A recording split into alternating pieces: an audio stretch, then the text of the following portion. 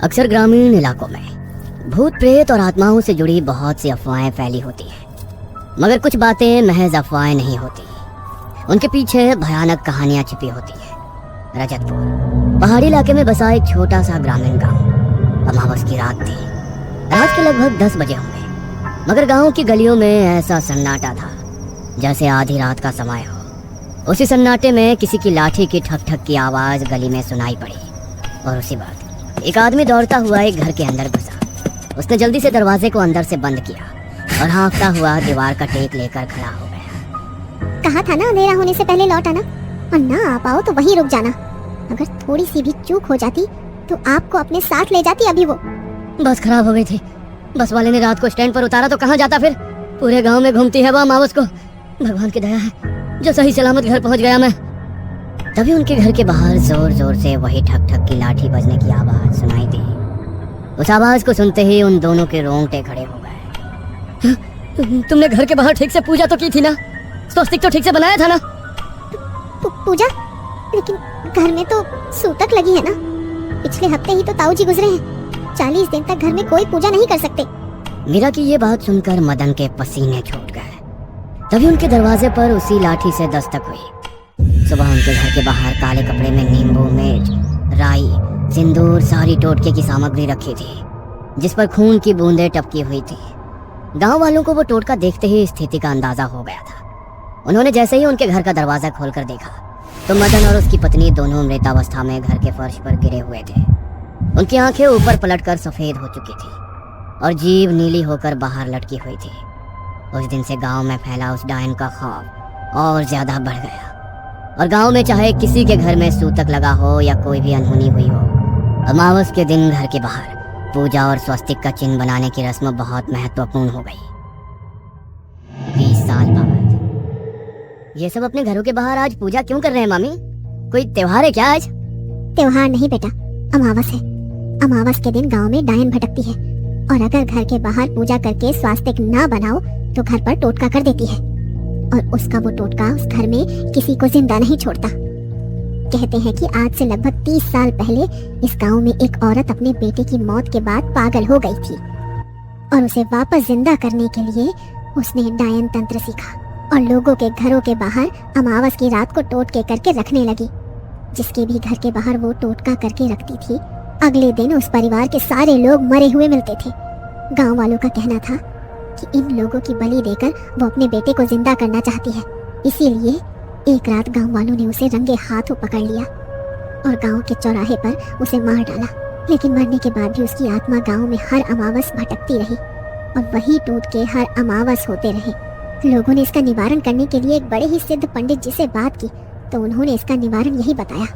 अमावस के दिन घर के बाहर पूजा करके अगर स्वास्तिक बना दिया जाए तो इसकी सकारात्मक शक्ति से वो कोई टोटका कर ही नहीं पाएगी। क्या मामी, आप भी आज के जमाने में भी ऐसे अंधविश्वास में मानती हो आप? ऐसा कुछ नहीं होता। तुम शहर में रहते हो बेटा, इसीलिए इन बातों पर यकीन कर पाना तुम्हारे लिए मुश्किल है। लेकिन हर अमावस को उसकी लाठी की आवाज सुनाई देती है सबको। मैं भी बस अभी पूजा करने ही जा रही हूँ, अंधेरा होने वाला है। सावित्री पूजा करने जा ही रही थी, तभी महेश के जोर से चीखने की आवाज आई। वो लोग भागकर उसके पास गए तो महेश सीढ़ियों से नीचे गिर गया था और उसके माथे पर गहरी चोट लग गई थी। उनके माथे से काफी ज्यादा खून बह रहा था। मामा जी के सर पर तो बहुत ज्यादा चोट लग गई है मामी जी, इन्हें तो हॉस्पिटल लेकर जाना पड़ेगा। हाँ जतिन रागिनी, मैं तुम्हारे पापा को लेकर हॉस्पिटल जा रही हूँ। तुम लोग घर के बाहर पूजा करके स्वास्तिक बना देना और सुनो, पूजा करने के बाद सारे खिड़की दरवाजे बंद कर लेना और चाहे कुछ भी हो जाए घर से बाहर मत निकलना। मैं तुम्हारे पापा के साथ हॉस्पिटल से कल सुबह ही लौटूंगी। सावित्री महेश को लेकर अस्पताल के लिए निकल गई। उसने पूजा की थाली तैयार कर रखी थी। रागिनी जैसे ही अंदर पूजा की थाली उठाने के लिए गई तो उसमें रखा कपूर नीचे गिर गया। जतिन, रागिनी, वरुण और उसकी बहन सोनाली सब घर के बाहर थाली लेकर पूजा करने के लिए गए। उन लोगों ने वहां पर पूजा तो कर दी, लेकिन पूजा की सामग्री में कपूर नहीं था और स्वस्तिक बनाना भी उन लोगों के ध्यान से उतर गया। पूजा करने के तुरंत बाद उन्होंने घर के सब खिड़की दरवाजों को अंदर से बंद कर लिया। आपने इतनी जल्दी घर को बंद क्यों कर दिया? कम से कम खिड़की तो खोल लो, बहुत घुटन हो रही है। नहीं दीदी, माँ ने बताया ना आज की रात कितना खतरा रहता है सब गांव वालों को उस डायन से। उन लोगों ने भी उनसे ज्यादा सवाल जवाब नहीं किए और सब साथ में बैठकर मूवी देखने लगे। सावित्री का भी कॉल आया कि महेश की तबीयत अब ठीक है। लगभग 11:30 बजे सब एक ही रूम में सो गए, मगर जैसे ही घड़ी में ठीक 12 बजे सोनाली के कानों में ठक ठक की आवाज पड़ी। उस आवाज से सोनाली की नींद टूट गई। उसने उठकर देखा तो कमरे के बाहर की तरफ से उसे फिर से वही ठक ठक की आवाज सुनाई दी। ये किसी आवाज है? शायद मेरा वहम है। सोनाली उस आवाज को इग्नोर करके वापस सोने के लिए लेट गई, मगर थोड़ी देर बाद उसे प्यास लगी। उसने कमरे में पानी की बोतल ढूंढी, लेकिन बोतल में पानी खत्म हो चुका था।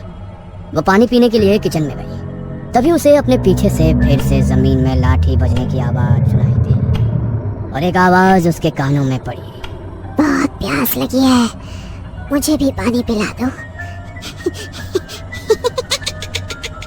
वो आवाज सुनते ही सोनाली के हाथ से पानी का गिलास छूटकर नीचे गिर गया। वो जैसे ही पीछे मुड़ी तो काली साड़ी पहनी एक बेहद बूढ़ी औरत, जिसका चेहरा पूरी तरह झुर्रियों से भरा था, बाल बुरी तरह बिखरे हुए थे और उसके हाथ में एक लकड़ी की लाठी थी जिसे वो बार बार जमीन पर मारती जा रही थी।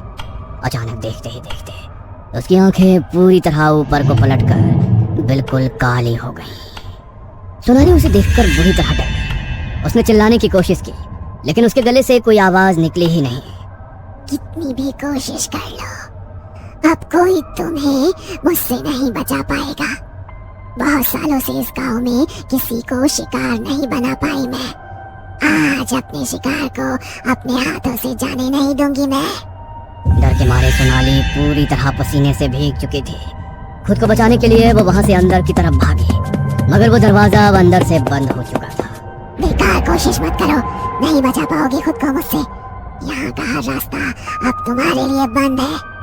अब तुम सिर्फ मेरे साथ जाओगी। खुद को बचाने के लिए सोनाली इधर उधर भाग रही थी, मगर घर के एक कोने में उस डायन ने उसे घेर लिया और उसके ऊपर पूरी तरह झपट पड़ी।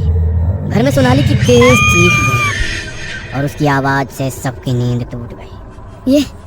ये तो सोनाली की आवाज थी। कहाँ पर है सोनाली? सोनाली को ढूंढने के लिए वो तीनों कमरे से बाहर निकले, लेकिन सोनाली उन्हें कहीं भी नहीं मिली। ऐसा कैसे हो सकता है? आधी रात को सोनाली घर से कहाँ गायब हो सकती है? कहीं उसे कुछ हो तो नहीं गया है? सोनाली, सोनाली कहाँ हो तुम? सोनाली! स्टोर रूम में चेक नहीं किया हमने, वहाँ पर देखते हैं।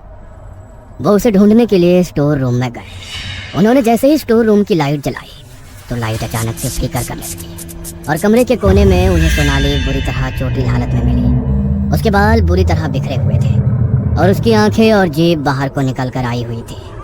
उसे देखकर उन तीनों की चीख निकल गई। वरुण ने उसे गोद में उठाया और उसे दूसरे कमरे में लेकर गया। उन्होंने उसकी सांस और नब्ज चेक की, मगर सोनाली की सांसें थम चुकी थी।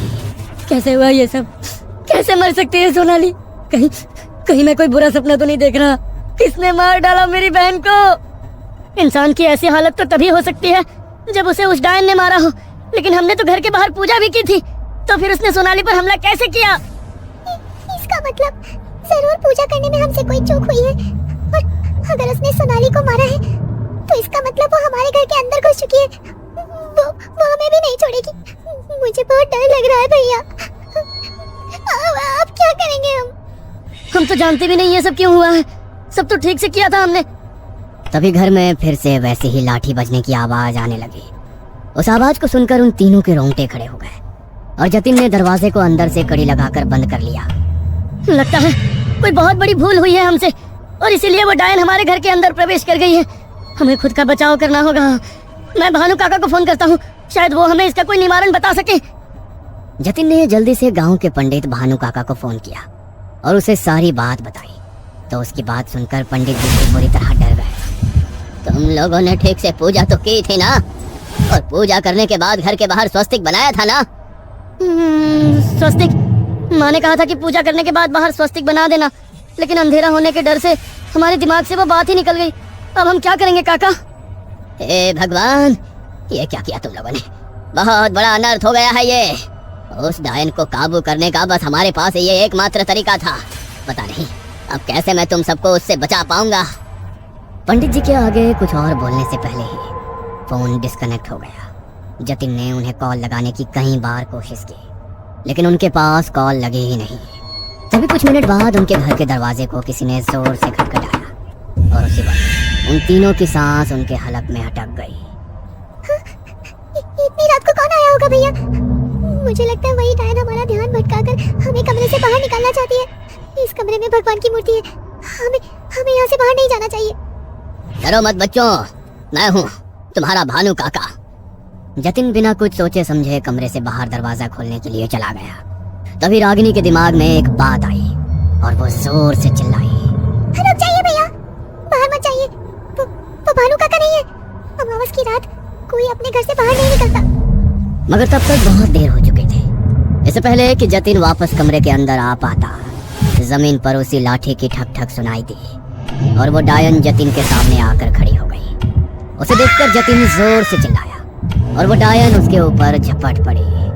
उसे देखकर डर से रागिनी बुरी तरह चिल्लाने लगी और जतिन को बचाने के लिए वो कमरे से बाहर भागी। तभी वरुण ने उसे कमरे के अंदर खींचा और जल्दी से दरवाजा बंद करके अंदर से उसकी कड़ी लगा ली। प्लीज मुझे जाने दो भैया, वो मेरे भैया को मार डालेगी। शांत हो जाओ रागिनी, मैं जानता हूँ कि तुम जतिन को बचाना चाहती हो, और सिर्फ तुम ही नहीं, मैं भी उसे बचाना चाहता हूँ। लेकिन हम चाहकर भी उसे नहीं बचा सकते। हमारे पास ऐसी कोई सिद्धि, कोई शक्ति नहीं है जिससे हम उसका सामना कर सके। नहीं, मैं अपने भैया को इस तरह से उसके हाथों मरने नहीं दूंगी। रागिनी ने कमरे में रखी हनुमान जी की मूर्ति को उठाया और दरवाजा खोलकर कमरे के बाहर चली गई। वो डायन अभी भी जतिन को बुरी तरह नोच रही थी और उसके चीखने की आवाजें पूरे घर में गूंज रही थी।